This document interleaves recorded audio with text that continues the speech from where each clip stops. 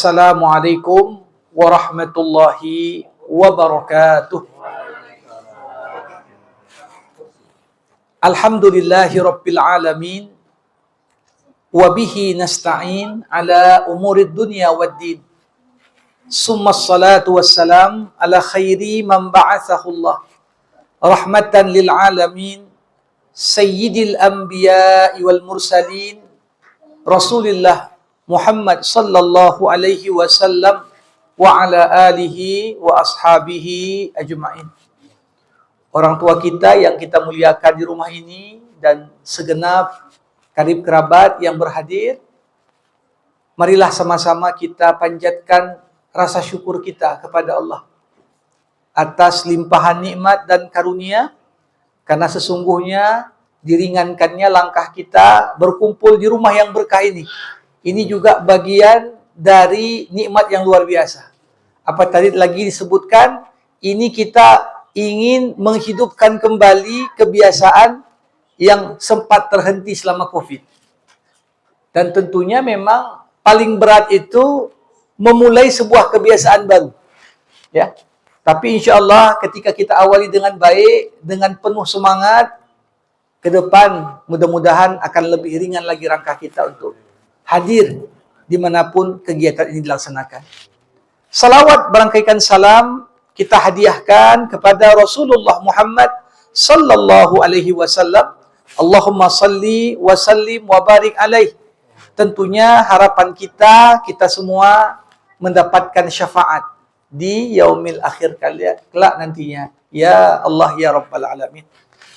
Bapak Ibu, keluarga berkeluarga di rumah ini, tidak ada satupun amalan yang lebih Allah Subhanahu wa Ta'ala cintai dari para hambanya melebihi amalan ketika kita saling merajut dan saling menghubungkan tali silaturahim.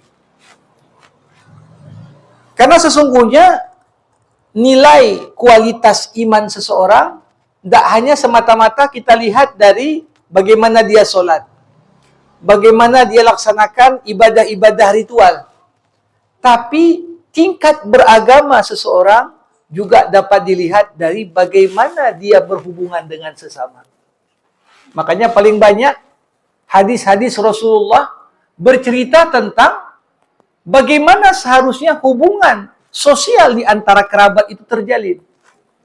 Nabi Muhammad pernah mengatakan, "Laisa minna man lam yu'azzim kabirana wa lam yarham saghirana." Bukan dari kelompokku, kata Rasul. Bukan dari pengikutku. Siapa? Orang-orang yang tak menghormati yang senior dan tidak menyayangi yang junior. Jadi bisa kita lihat bagaimana intisari kehidupan sosial itu ketika ada rasa saling menghormati, ada rasa saling menyayangi. Dan yang paling besar haknya untuk kita hormati dan kita muliakan adalah karib kerabat kita. Ya. Kita mungkin di saat semuanya masih ada di sini, kita kadang-kadang lalai akan hak tersebut. Tapi begitu orang-orang yang selama ini kita muliakan, mungkin sudah tidak ada lagi tengah-tengah kita. Barulah kita merasakan kehilangan betul figur yang tentunya kita jadikan tempat bertanya, minta petua, minta bimbingan. Maka begitulah, bukan dari golonganku, kata Rasul, orang yang tak hormat kepada yang senior, tidak pula sayang kepada yang junior. Jamaah rahimakumullah.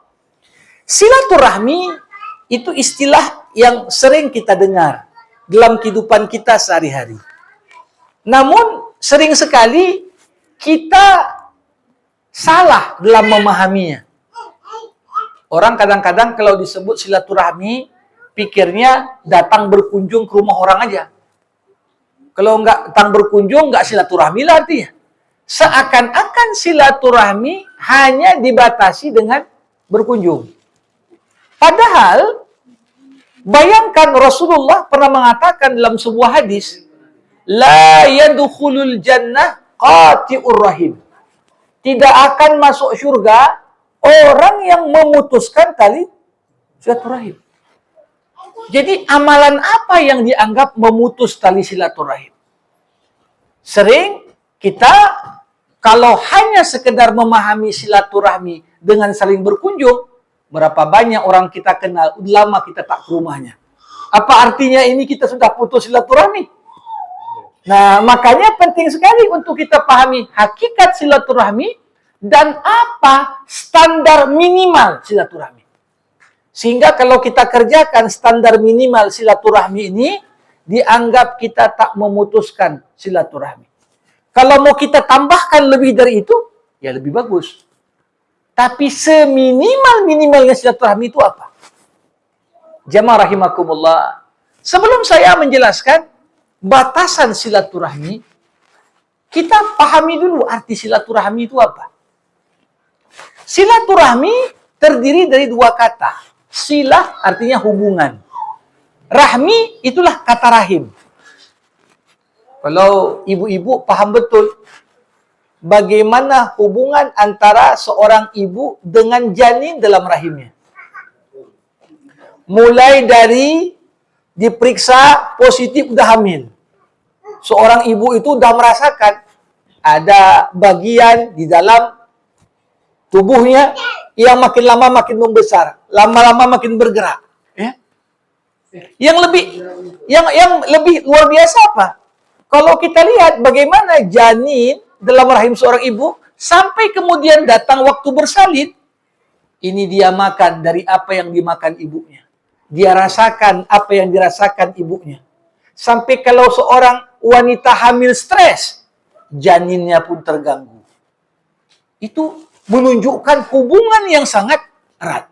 Nah, Allah Subhanahu wa taala inginkan dari kita semua, karib kerabat ini punya hubungan yang begitu dekat seperti hubungan yang menghubungkan antara seorang ibu dengan janin dalam rahimnya. Makanya namanya silaturahim.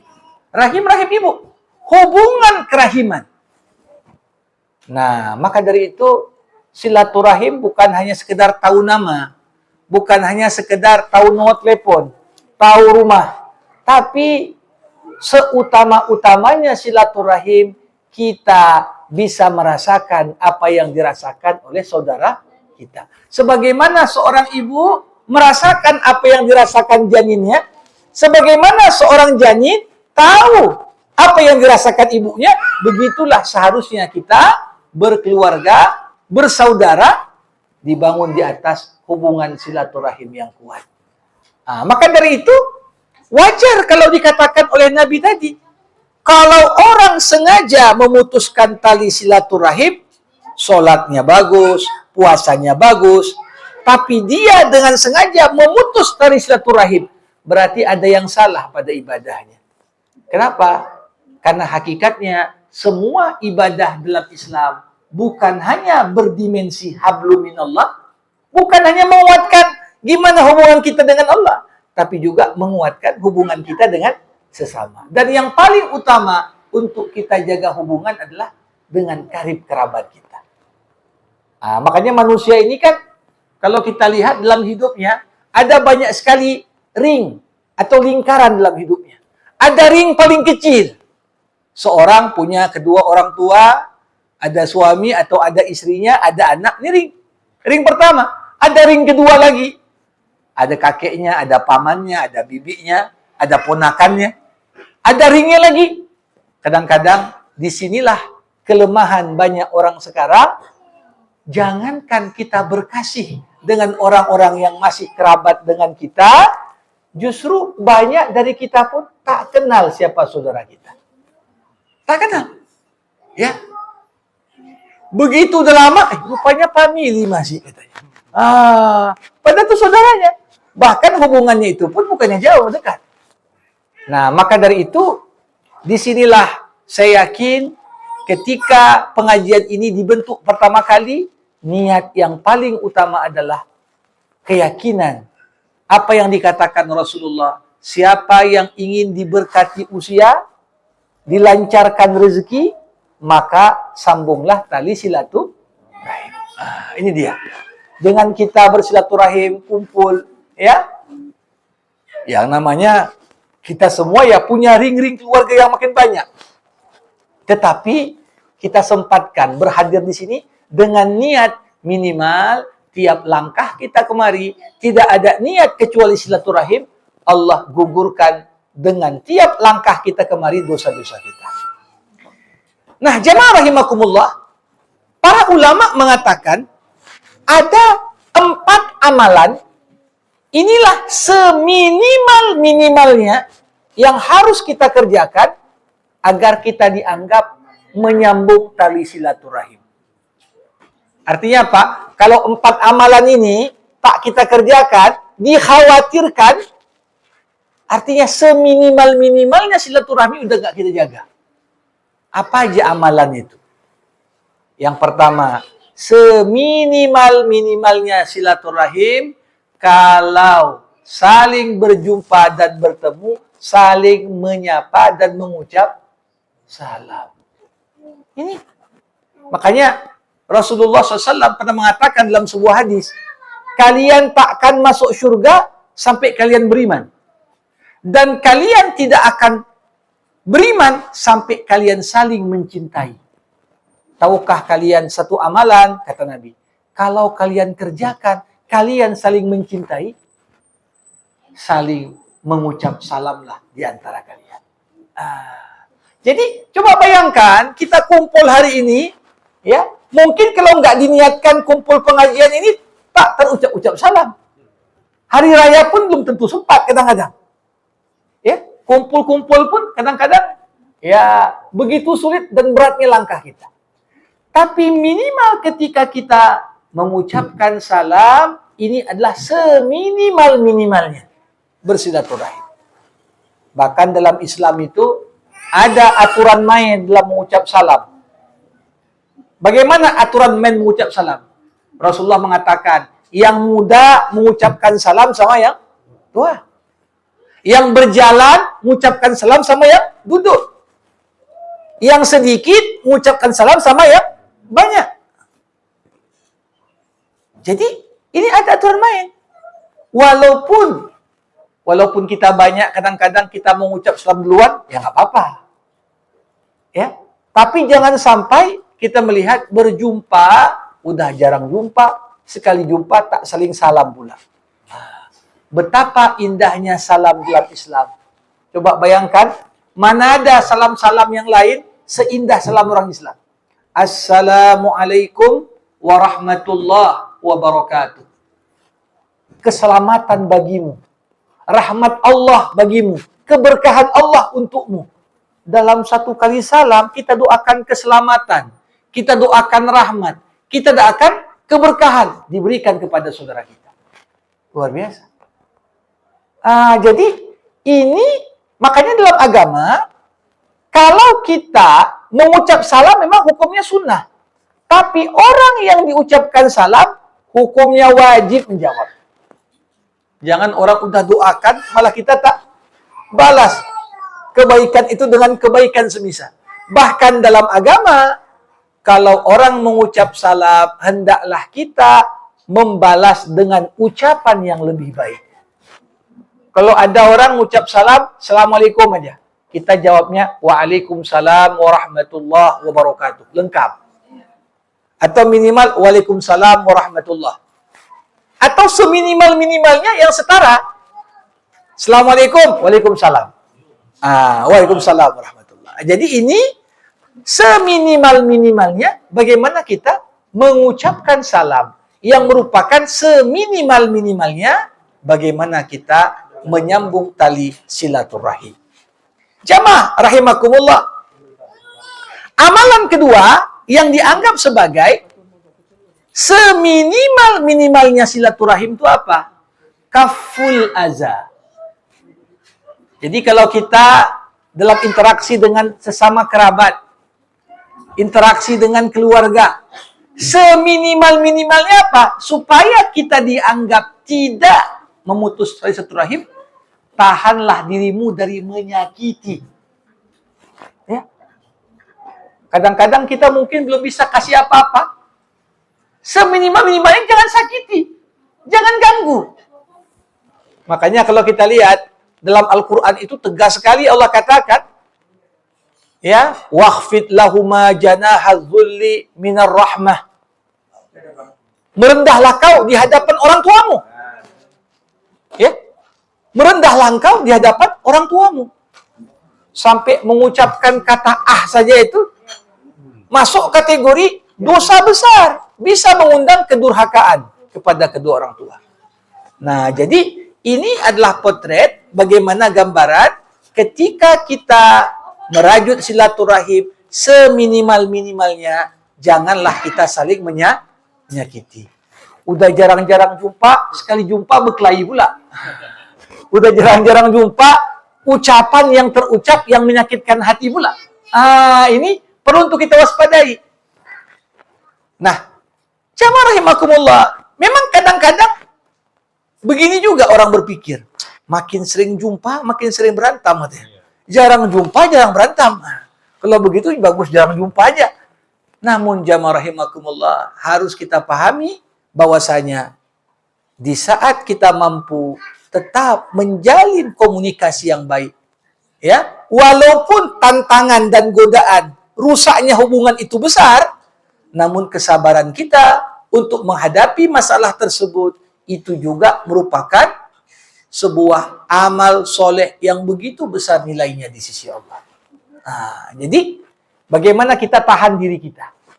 Ya, ini adalah seminimal-minimalnya silaturahim. Jangan menyakiti.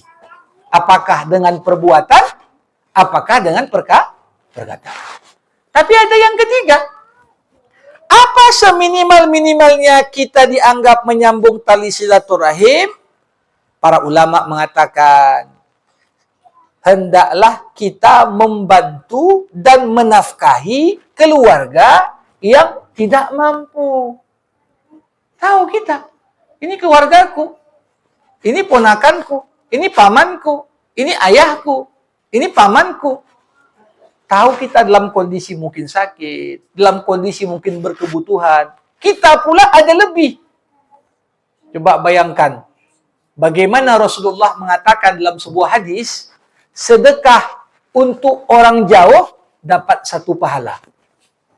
Sedekah untuk karib kerabat dapat 2 pahala. Sahabat bertanya, kok bisa sedekah untuk karib kerabat 2 pahala? Iya, kau dapat pahala sedekah dan dapat pahala silaturahim. Jadi inilah, ya, makanya seberat apapun problem yang kita hadapi, semua problem yang besar dan berat itu ringan kalau silaturahmi kita bagus. Ya, kenapa? Karena orang-orang terdekat, karib kerabat itu siap mensupport apapun problem yang kita hadapi.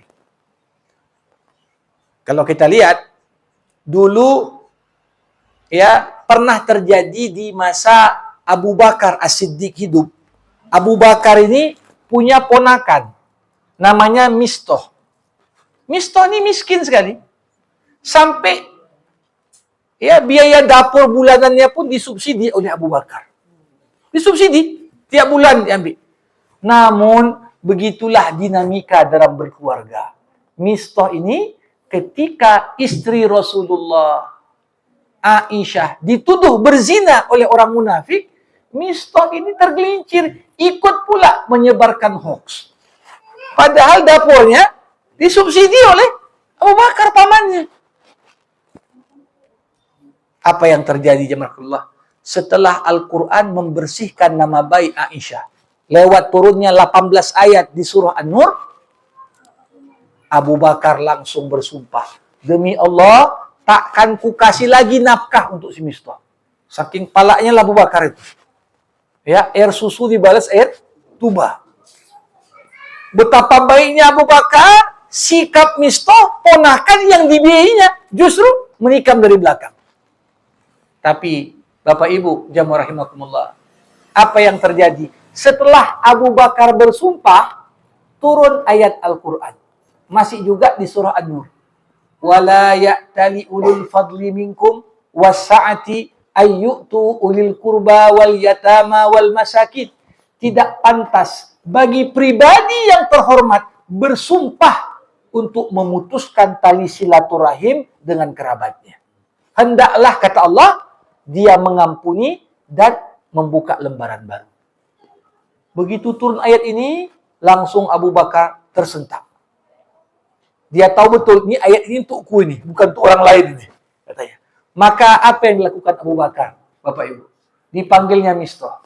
Dia bilang, mulai hari ini nafkahmu kudabelkan. Lihat.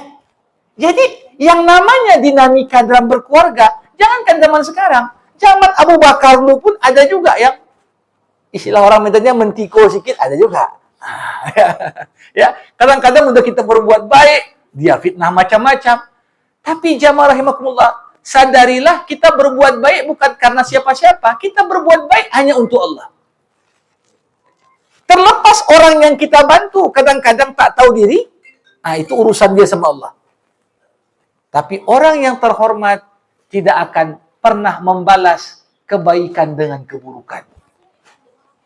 Ya, kalau perlu kita balas buruknya orang dengan kebaikan. Inilah kalau kita lihat standar silaturahmi yang ketiga. Jadi tadi pertama kalau jumpa kita ucap salam. Yang kedua jangan kita sakiti orang. Apakah dengan perbuatan ataukah dengan ucapan. Yang ketiga, kalau ada karib kerabat yang tak mampu, kita pun ikut membantu menafkahi. Jadi ada kerabat yang hukum menafkahinya sunnah, nggak wajib. Ada karib kerabat yang memang wajib kita nafkahi. Orang tua kita, dia yang besarkan kita. Di akhir hayatnya orang tua udah nggak ada lagi penghasilan, nggak ada pula biaya hidup. Jangan pula anak keluarkan tunggu zakat ya. Nggak bisa. Tiap bulan harus dikasih. Karena bagaimanapun besarnya yang kita berikan untuk orang tua kita, tak akan pernah mampu kita gantikan jasa yang pernah dilakukan untuk kita. Jadi, kalau memang bukan langsung kita menjadi orang yang bertanggung jawab untuk menafkahi, ya mungkin boleh kita zakati, boleh kita sedekahkan. Tapi siapa? Ya, orang tua kita, ayah kita, ibu kita. Bahkan dalam hal ini, saudari kita, apakah kakak kita atau adik kita udah menjanda, tidak ada yang menafkahi dia, kita ada ke lapangan, wajib kita untuk menafkahi biaya hidupnya. Jadi ini indahnya silaturahim. Jadi kumpul-kumpul pun kalau tahu ada yang susah nggak dibantu, ini nggak silaturahim namanya. Jadi silaturahim bukan sekedar saling jumpa, saling nyapa, saling tidak menyakiti, tapi juga saling membantu. Tapi ada standar yang keempat, inilah yang terakhir, seminimal-minimalnya silaturahmi. Apa itu? Kita senantiasa berdoa dan beristighfar untuk karib kerabat kita. Jadi kadang-kadang mungkin kita tak sepaham sama dia dalam satu pandangan. Ya, berapa banyak keluarga ribut gara-gara beda nyoblos waktu pilpres. Ini kadang-kadang keluar dari grup WA, tak mau. Kalau jumpa di situ tak mau nyapa. Na'udzubillah. Ya, apakah pilpres yang presiden yang kita pilih pun peduli dia sama kita kalau kita berkelahi sama saudara? Enggak. Tapi jamaah rahimakumullah, beda pandangan silahkan. Tapi walaupun mungkin ada tersisa sesuatu dalam hati, jangan lupa doakan tetap untuk saudaramu dalam doamu. Dalam solat, ya Allah mudahkan rezeki si fulan, berkati keturunannya. Selama kita masih mau mendoakan sesama karib kerabat, berarti masih terhubung silaturahmi. Tapi kalau sudah mendoanya untuk keburukan yang lain, na'udzubillah. Nah, ini pertanda bahwasanya silaturahmi bukan hanya renggang, tapi juga bahkan silaturahmi bisa dikatakan putus. Nah, jadi ini 4 hal sederhana tadi, ya. Memang yang paling utama apa? Kalau bisa lebih dari 4 itu, kita saling berkunjung, ya beda-beda. Namun tentunya jamaah rahimakumullah, kita sekarang hidup di zaman bisa dikatakan ya luar biasa kemajuan teknologi informasi dan komunikasi. Tapi tidaklah berarti gara-gara sudah bisa video call, ada pengajian ada undangan, ada arisan keluarga pun, udahlah, kan dah pernah ngomong juga sama bapak itu. Tidak. Tidak bisa.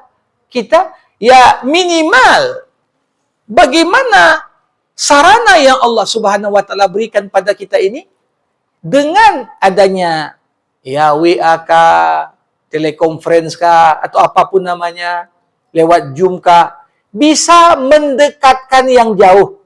Tapi jangan sampai pula sarana komunikasi ini malah menjauhkan yang dekat. Gara-gara sudah ada video call, nggak pernah datang ke rumah. Diundang pun tak mau pergi. Alhamdulillah. Jadi ini penting sekali. Kita semua ya menyadari ya jangan sampai nikmat yang Allah berikan kita jadikan pisau ya yang justru mencederai nilai-nilai silaturahmi di antara kita. Maka dari itu ya saya yakin alhamdulillah ini datang dari berbagai ya tempat yang ada di rumah ini kita berkumpul. Bahkan tadi tak lupa kita di awal pengajian justru kita kirimkan hadiah Al-Fatihah untuk para leluhur kita. Ya, ini patut untuk kita renungkan. Setelah yang senior-senior di sini tak ada lagi nanti, apakah di generasi setelah kita masih ada semangat untuk mengingat dan mendoakan orang-orang terdahulu? Ya tentunya apa yang jadi kebiasaan di level generasi penerus kita sangat tergantung dari apa yang kita tanamkan dari kebiasaan baik ketika kita masih ada. Itulah dia. Kalau kita tanamkan kenal sama saudara, peduli dengan saudara, insya Allah dia pun yang ingatkan, tahun lalu kita pergi ke situ, kok nggak pergi lagi tahun ini? Katanya. Tapi ketika kita yang memulai memberikan contoh yang tidak baik, boleh jadi di sini wajaza usayyi'atin sayyi'atun misluha, kata Rasulullah. Balasan dari sebuah keburukan adalah keburukan yang sama dengan keburukan itu. Makanya kadang-kadang kalau dalam agama lain ada namanya karma. Dalam Islam enggak kita sebut karma, itu karma istilah orang Hindu itu. Tapi dalam Islam kita mengenal namanya prinsip keadilan Tuhan. Allah Subhanahu wa Ta'ala Maha Adil. Kau perlakukan itu kepada orang tuamu, nanti anakmu pun akan perlakukan itu untukmu. Supaya kau rasakan. Jadi ini perlu untuk kita renungkan. Ya Allah, ketika kita berharap yang baik dari generasi penerus kita, maka kita pun juga perlu memberikan contoh dan keteladanan kepada mereka, supaya mereka pun insya Allah akan mewarisi nilai-nilai yang baik untuk diamalkan dalam hidup mereka. Jadi ini pengantar dari saya ya untuk menggambarkan betapa zaman sekarang ini tantangan dalam menjaga keutuhan keluarga itu bukan masalah ya yang kecil. Kadang-kadang dia kawannya di Amerika satu, di Rusia satu, tapi tetangga sebelah rumah pun tak kenal ya. Yang jauh-jauh kenal semua. Oh, kawanku itu main ini. Tapi tetangga rumah tak kenal. Kadang-kadang kawannya di mana-mana, jangankan tetangga, kadang-kadang bagian dari karib kerabat pun tidak dia kenal. Ini anak paman itu. Oh, ini anak bibi itu. Nggak kenal dia namanya. Nah, dan tentunya kalau bukan kita di generasi yang memperkenalkan dan mengakrabkan para generasi penerus kita satu dengan yang lain, kepada siapa lagi kita akan berharap mereka jadi saling kenal, saling dekat. Kenapa? Sering berjumpa, ini akan menimbulkan rasa saling peduli dan saling sayang. Itulah arti dari kata salam. Ya, bukan hanya kita menghormati orang, tapi kita membawa pesan kedamaian ya untuk semua yang ada. Ya, jadi saya kira ini apa yang bisa jadi bahan renungan bagi kita, karena kalau mau merusak satu negara, mau merusak satu bangsa, mau merusak satu peradaban, itu ada 3 hal yang secara sistematis ingin dirusak. Pertama apa? Kalau kita mau rusak satu negara, satu bangsa, satu peradaban, rusak pendidikannya. Buat orang makin pandai tapi makin nggak beradab. Buat orang gelarnya makin banyak tapi makin kurang ajar. Sehingga ya seharusnya ketinggian ilmu dilihat dari ketinggian adab, ini sudah nggak nampak lagi.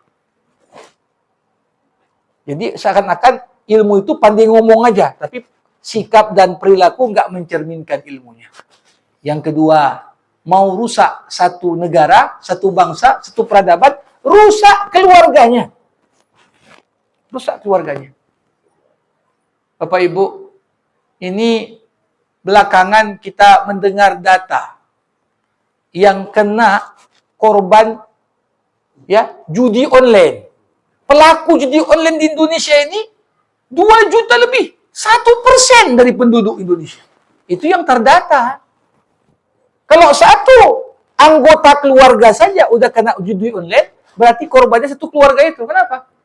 Udah mulai dia nyuri duit orang tuanya, nyuri duit istrinya, nggak dikasihnya hak untuk anaknya. Kenapa? Udah ketagihan. Makanya diperkirakan korban dari angka judi online ini sampai 5 juta orang.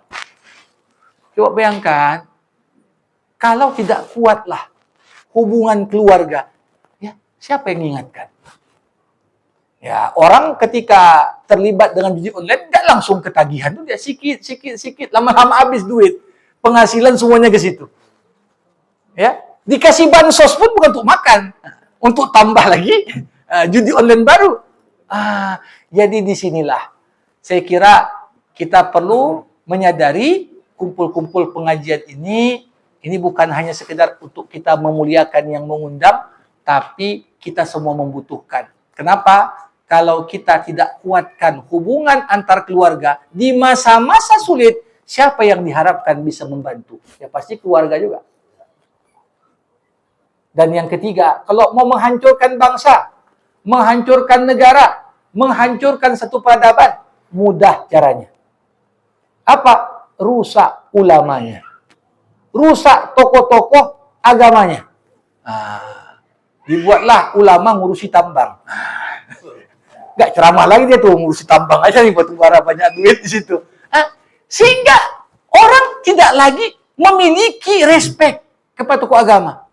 Cakap aja dia pun dapat duit juga. Kalau pemimpin formal tak kita muliakan lagi, pemimpin informal pun tak kita hormati lagi, siapa teladan dalam kehidupan? Nah, kalau kita lihat, ketiga-tiga ini sedang jalan, Bapak Ibu. Ya, maka salah satu cara kita membentengi generasi penerus kita ini apa? Dekatkan dia dengan keluarga, kenalkan dia, ya apa visi keluarga kita, dan yang paling penting, ya kita tanamkan kebiasaan-kebiasaan yang baik. Karena anak-anak usia 1 sampai 7 nih, usia emas pendidikan. Karakter-karakter mulia disitulah dia. Kalau di momen itu kita tidak terlibat langsung menanamkan nilai-nilai yang baik, ya maka mau disekolahkan ke sekolah paling mahal sekalipun tidak akan banyak membantu juga dalam pembentukan karakter anak-anak. Saya kira demikian pengantar, bisa kita buka sesi diskusi dan tanya jawab sebelum nanti saya tutup dengan doa. Terima kasih. Assalamualaikum warahmatullahi wabarakatuh. Ibu, jamaah rahimakumullah, perbedaan pandangan itu biasa. Tapi yang tak biasa adalah perselisihan. Kalau kita berbeda pandangan, kadang-kadang gimana nggak beda? Mungkin tingkat pendidikan beda-beda, ya, latar belakang keluarga juga beda-beda. Jangankan yang udah beda ayah maknya, masih keluarga. Anak dari orang tua yang sama aja kadang-kadang beda pandangan. Ya. Tapi yang dilarang dalam agama itu apa? Berselisih. Pengertian berselisih apa? Perbedaan pendapat membuat kita tak saling nyapa, saling benci. Jadi kalau dikatakan tadi, gimana supaya nggak berselisih? Para hadirin, saya selalu katakan, berselisih itu ada 2 sebab. Ada orang berselisih karena kurang informasi. Perselisihan karena kurang informasi. kita udah dengar berita ini, si B belum dengar. Gara-gara belum sampai berita sama dia, berkelahi kita. Tapi begitu sampai beritanya, oh betul juga yang kau bilang. Nah, kalau perselisihan disebabkan karena kurang informasi, mudah menyelesaikannya. Tapi yang berat, perselisihan kalau disebabkan yang kedua. Apa itu? Perselisihan karena iri dengki. Nah, ini yang bahaya. Kenapa? Udah kita kasih tahu pun, karena memang dalam hatinya ada penyakit, tak akan mau dia terima.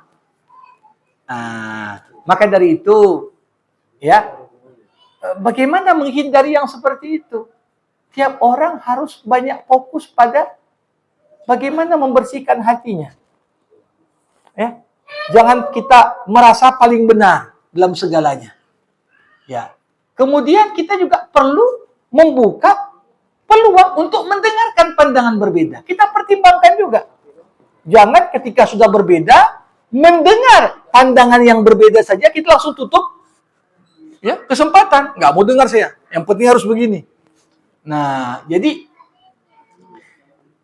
selama tujuan kita sama-sama baik dan kita siap mengkoreksi diri masing-masing, insya Allah, ya, kalau perselisihan itu karena kurang informasi, begitu kita tahu kebenaran bukan sama kita atau kebenaran bersama dengan kita, ini akan mudah untuk kemudian didamaikan kembali. Yang sulit ini kalau sudah sampai pada dengki tadi, iri tadi. Karena arti iri apa? Kita tak pengen ada orang lebih dari kita. Itu arti iri. Kalau orang lebih, kayak mana kelebihan itu Allah pindahkan untukku. Itu mana iri. Sehingga iri ini tak jarang bisa mendorong seseorang hingga melakukan perbuatan-perbuatan yang jahat kepada saudaranya. Ya, jadi seperti yang dibuat Mistoh tadi lah. Coba bayangkan ini bulanannya pun dikasih Abu Bakar. Kok tega dia?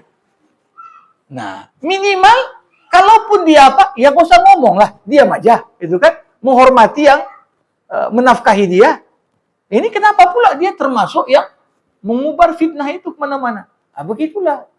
Nah, maka dari itu kuncinya ya kita perlu sering jumpa untuk saling klarifikasi. Tak jarang juga kadang-kadang beda pendapat ini sebenarnya beda pendapat yang nggak sebenarnya. Pengertian apa? Karena kita dengar, ku dengar si Fulan bilang kayak gini, ku dengar si Fulan, tapi kalau jumpa saling mengklirkan, selesai. Tapi kita dapat informasi bukan langsung dari orang yang ada pihak ketiga. Yang tak jarang kadang-kadang menambah bumbu-bumbu. Dikipas lagi. Akhirnya apa? Masalah yang kecil pun akhirnya berubah menjadi iri dan dengki itu sama ya. Artinya kita menginginkan kelebihan yang ada pada orang lain dipindahkan untuk kita. Kita nggak rela ada orang lebih dari kita. Para hadirin, dalam menyikapi orang iri, caranya itu hanya ada satu. Apa itu? Sabar. Kenapa? Bapak Ibu, iri dengki itu kita ibaratkan dengan bara api. Bara api kapan hidup? Selama masih ada bahan yang dibakar. Tapi kalau arang itu habis yang mau dibakar, lambat laun arangnya akan padam sendiri. Ya, maka esensi orang yang iri dengki ini laksana kayu bakar. Kalau kita tak kasih bahan, lama-lama padam. Maka Rasulullah SAW berapa banyak musuhnya yang iri dengki, tapi selalu Nabi padamkan api iri itu membalas keburukan dengan kebaikan. Tapi kalau kita makin diiri kita balas lagi, bertambah bahan baru dia. Artinya api itu tak akan pernah padam. Udah habis bahan, ditambah bahan lagi, ditambah bahan lagi. Sehingga iri ini akan tetap terjaga dan terpelihara apinya untuk hidup. Nah, jadi makanya ada seorang penyair Arab, dia mengatakan begini. Isbir ala kaidil hasudi fa inna sabraka qatiluh fannaru ta'kulu ba'daha idza lam tajid ma ta'kulu. Sabar-sabarlah kau menghadapi tipu daya orang iri dengki. Sesungguhnya kesabaranmu itulah yang akan mematikan rasa irinya.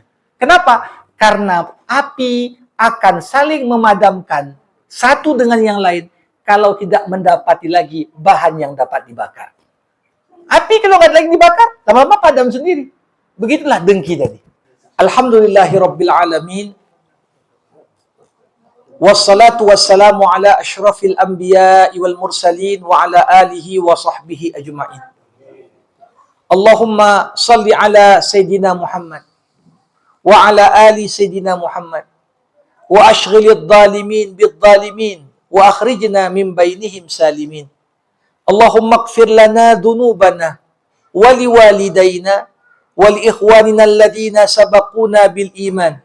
ولا تجعل في قلوبنا غلا للذين آمنوا ربنا إنك رؤوف رحيم اللهم علمنا ما ينفعنا وانفعنا بما علمتنا وزدنا علما إنك أنت العليم الحكيم اللهم اختم لنا بحسن الخاتمة ولا تختم علينا إلا بحسن الخاتمة Allahumma a'inna ala zikrika wa syukrika wa husni ibadatik.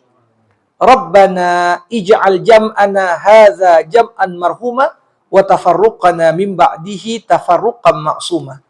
Rabbana atina fid dunya hasanah wa fil akhirati hasanah wa qina adzaban nar. Wa sallallahu ala sayyidina Muhammad wa ala alihi wa sahbihi ajma'in walhamdulillahi rabbil alamin. Terima kasih. Mohon maaf atas segala kekurangan. Assalamualaikum warahmatullahi wabarakatuh.